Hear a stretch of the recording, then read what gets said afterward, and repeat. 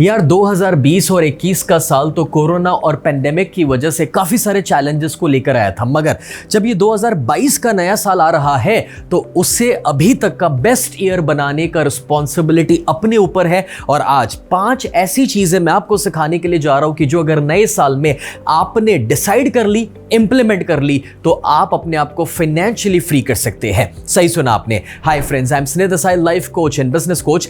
आज मैं आपके साथ ये जो 5 रिजोल्यूशंस शेयर करूंगा, इस नए साल में आप उस रिजोल्यूशंस को फॉलो कीजिए और फिर देखिए कि पैसों का फ्रीडम कितना बेहतरीन तरीके से आप अपनी जिंदगी में क्रिएट कर पाएंगे। सबसे पहला, एंड दैट इज सेव मोर। अब दोस्तों, आपको 3 चीजों से अपने आप को बचाने की जरूरत है: Amazon, मिंत्रा और गर्लफ्रेंड।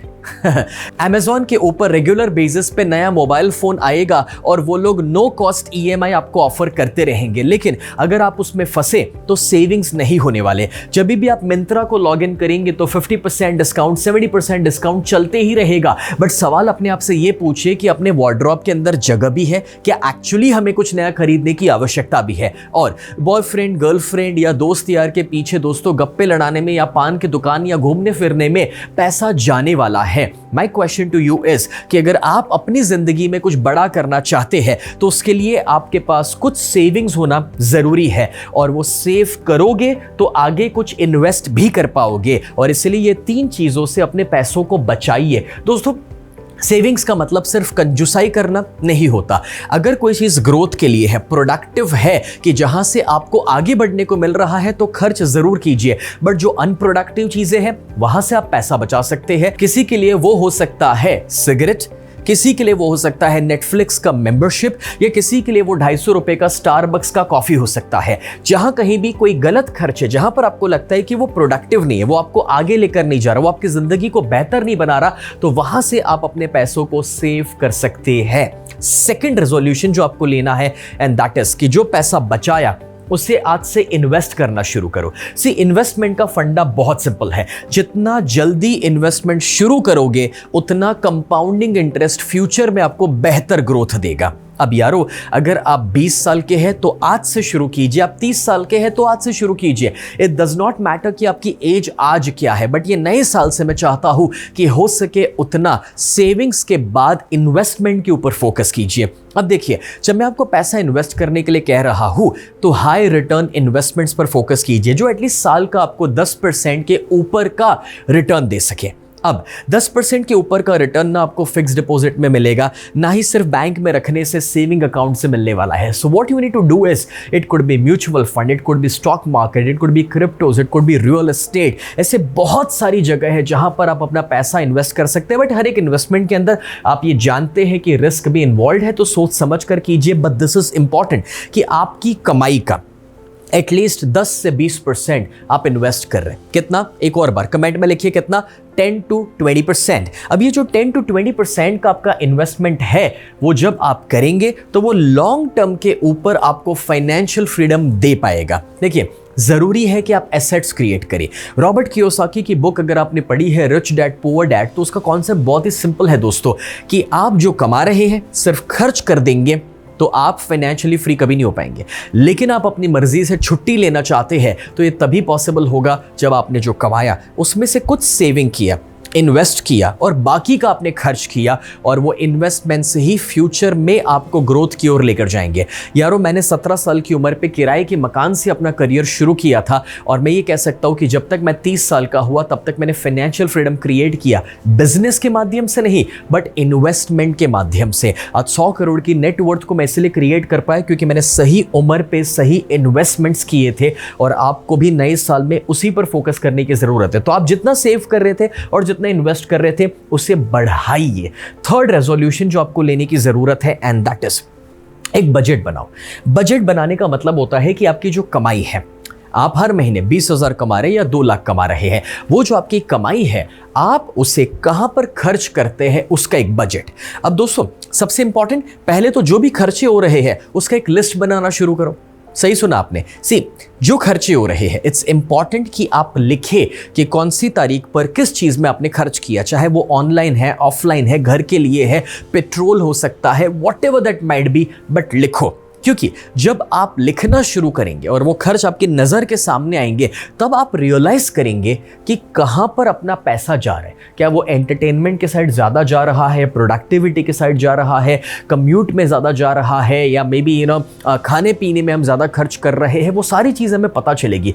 यारो, जब आप स्पेंडिंग का लिस्ट बनाओगे तो वो आपको अवेयरनेस देगा। देखिए, अगर एक क्रिकेट मैच खेली जा रही है, विराट कोहली खेल रहे हैं, लेकिन अगर वो स्कोर बोर्ड नहीं देख पाएंगे तो पता कैसे चलेगा कि अभी कैसे खेलना। वो रन रेट जो है, रिक्वायर्ड रन रेट, जब वो देखने को मिलेगा तभी तो पता चलेगा कि कितनी स्पीड पर खेलना है। इस पे प्लेड करना ज़रूरी है, सिक्स मारना ज़रूरी है, या एक रन लेना ज़रूरी है। बस एग्जैक्टली वैसे आप अपने खर्चों को देखना शुरू करेंगे तो आपको भी पता चलेगा कितना कमाने की ज़रूरत है, कितना बचाने की ज़रूरत है, कहाँ पर पैसा जा रहा है जहाँ पर नहीं जाना चाहिए था। और एक बजट बना लो। बजट का मतलब होता है कि भाई 3 चीज़ों में अपने बजट को आप डिवाइड करोगे। एक होता है नेसेसिटी, जिसको नीड बोलते हैं। 50% का आपका इनकम जो है वो नीड में जा सकता है, रोज़ बरोज़ के खर्चे, घर चलाने के खर्चे। फिर 30% होता है आपके वांट्स। वांट्स का मतलब होता है शॉपिंग, एंटरटेनमेंट, घूमना फिरना।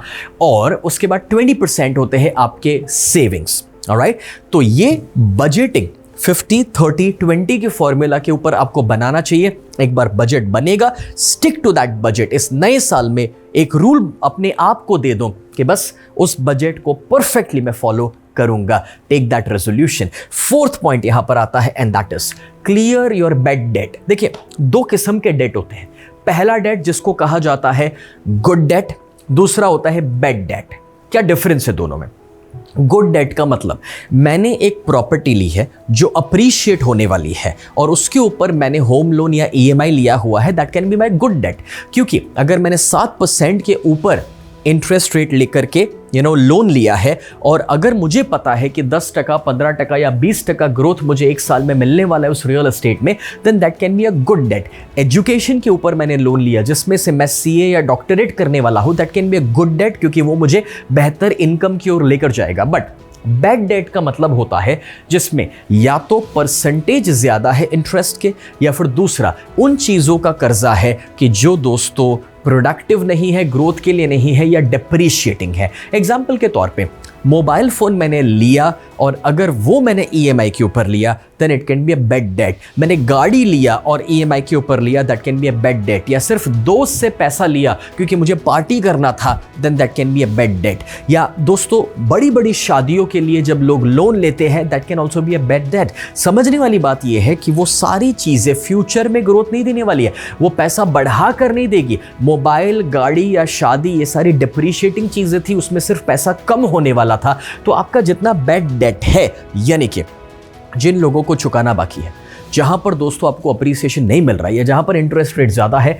एक परफेक्ट प्लान बनाओ और उस प्लान को फॉलो करते हुए हर महीने उसको चुकाना शुरू करो। पहले तो अगर आपके ऊपर कितना कर्जा है उसका आपने लिस्ट नहीं बनाया तो एक लिस्ट बना दो, उस लिस्ट को सामने रखो। लोग वो लिस्ट नहीं बनाते हैं क्योंकि उन्हें डर लगता है, अरे यार देखेंगे तो नेगेटिव हो जाएंगे, यार इतना पैसा चुकाना बाकी है। बट देखोगे ही नहीं तो पता कैसे चलेगा कि किस वक्त पर किसको चुकाना है? दोस्तों, इट इज इंपॉर्टेंट कि जैसे आप अपने बॉडी का रेगुलर बेस पे एक ब्लड रिपोर्ट निकलवाते हैं तो पता चलता है कि अंदर क्या हो रहा है, बस एग्जैक्टली वैसे आपकी जो लायबिलिटीज है उसका भी एक लिस्ट बना करके उसका प्लान बना दो कि कैसे उसे चुकाना है। इस नए साल में कुछ खर्चों को कम करके इस बेड डेट को क्लियर कीजिए कि जिससे दोस्तों हमारे ऊपर का जो हेडेक है वो दूर हो जाए, रात को चैन की नींद मिले, फ्रीली अगर कुछ नया इन्वेस्टमेंट करना है तो हम कर सके।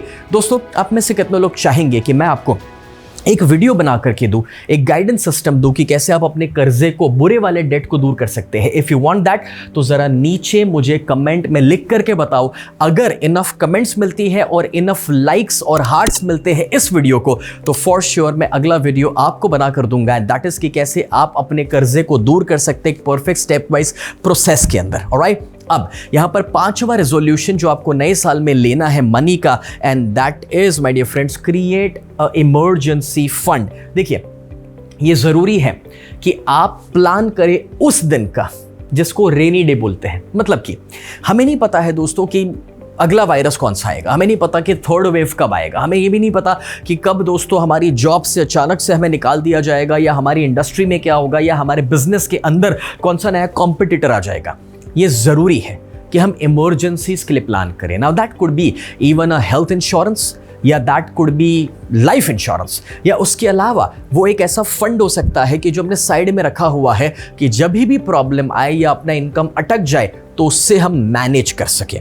एग्जाम्पल के तौर पे जब कोई इंसान स्टार्टअप करता है तो मैं हमेशा ये कहता हूं कि 6 महीने की सैलरीज को पहले से होल्ड करके रखो, क्योंकि आपको नहीं पता कि आप कितना रेवेन्यू जनरेट कर पाएंगे। करेक्ट? सो एग्जैक्टली वैसे एक इमरजेंसी फंड होना, क्योंकि इमरजेंसीज बोल कर नहीं आएगी। फ्रेंड्स, जब लॉकडाउन आया हमारी ट्रेनिंग कंपनी में हम लोग 6 महीने तक कोई ट्रेनिंग्स नहीं ले पाए, मतलब कि ना ऑडिटोरियम्स में जा सके, ना पब्लिक को इकट्ठा कर सके, बट उसके बावजूद 35 लोगों की मेरी टीम को मैं फंड्स दे पाया था, यानी कि सैलरीज पे कर पाया था, क्योंकि वो इमरजेंसी फंड का प्लानिंग मैंने किया हुआ था। इस नए साल में मेक श्योर कि अपनी कमाई का एक हिस्सा आप साइड में रखते हैं इमरजेंसीज के लिए। उसे भी आप इन्वेस्ट कर सकते हैं ऐसे इन्वेस्टमेंट्स में कि जो तुरंत लिक्विड हो सकता है, जैसे कि गोल्ड या सिल्वर या स्टॉक मार्केट या म्यूचुअल फंड्स, जिसमें से तुरंत आप पैसा निकाल सकते हैं। फ्रेंड्स, जब आप इस टाइप का इमरजेंसी का प्लानिंग करके रखेंगे तो आप अपने आप को और अपने परिवार और अपनी टीम को सुरक्षित रखेंगे। देखिए, नया साल शुरू तो हो चुका है, मैंने आपको अभी तक हैप्पी न्यू ईयर विश नहीं किया। उसका रीजन है, मैं ये चाहता हूं कि आप ये 5 रेजोल्यूशंस को अपनाइए आज से, तभी जाकर के नया साल हैप्पी बनने वाला है। और मैं जरूर चाहूंगा कि जब इन चीजों का आप इंप्लीमेंट करना शुरू करें उसके बाद मुझे कमेंट में विश कीजिएगा हैप्पी न्यू ईयर। बिकॉज दोस्तों, नया साल तो हर साल आया है, बट उसमें हैप्पी क्या था? हैप्पी तभी होगा जब ये 5 अमेजिंग रेजोल्यूशंस को आप फॉलो करें। देखिए, हर साल नए साल में आप कोई तो रेजोल्यूशन लेते हैं, एक्सरसाइज करने का रेजोल्यूशन, वजन कम करने का रेजोल्यूशन, या फिर फैमिली को ज्यादा टाइम देने का रेजोल्यूशन, रीडिंग करने का रेजोल्यूशन, बहुत कुछ है जो आप डिसाइड करते हैं। But don't you think so कि ये जो मनी के रेजोल्यूशन है वो सबसे इंपॉर्टेंट है? इफ यू थिंक सो तो मुझे कमेंट में लिख करके बताइए। और अगर आप इस वीडियो से कुछ सीखे हैं देन आई वुड लव कि आप वो शेयर बटन को हिट करें, क्योंकि अपने दोस्तों के साथ शेयर कीजिए, उनको भी तो बताइए कि उनको क्या करने की जरूरत है नए साल में। और आप ये वीडियो शेयर करोगे ना, उससे भी ये प्रूव होगा कि आप अपने दोस्तों को ये बोल रहे हैं कि मैं फॉलो करने के लिए जा रहा हूं, तो आपका कमिटमेंट लेवल ऑटोमेटिकली बढ़ जाएगा। दोस्तों, इसी तरह से लाइफ चेंजिंग आप वीडियोस चाहते हैं तो आप हमारे चैनल को फॉलो कर सकते हैं, सब्सक्राइब कर सकते हैं, कि जिससे लाइफ चेंजिंग नॉलेज आपको मिलता रहे। फ्रेंड्स, हमारा बस इतना ही मिशन है कि इंडिया में हम 1 करोड़ लोगों को फाइनेंशियल फ्रीडम की ओर लेकर जाना चाहते हैं इस अमेजिंग नॉलेज के द्वारा। और अगर आप मेरे अपकमिंग लाइव वर्कशॉप्स को अटेंड करना चाहते हैं then you can go on this link and you can contact us। ये सारी कॉन्टैक्ट डिटेल्स आपके पास है।